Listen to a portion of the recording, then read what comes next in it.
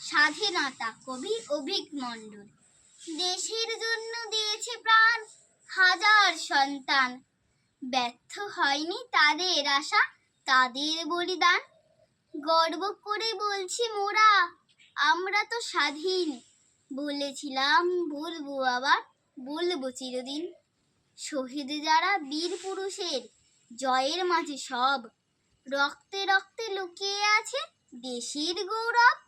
স্মরণ করি সেই শহীদার বিদ্রোহীদের আজ, যাদের জন্য কাঁদেছে ভারত, কাঁপছে ব্রিটিশ রাজ। এই দেশ আমার মুক্ত, এখন মুক্তির স্বাদ পাই। সবে মিলে গর্ব এই দেশ, চলুন হাত মেলায়।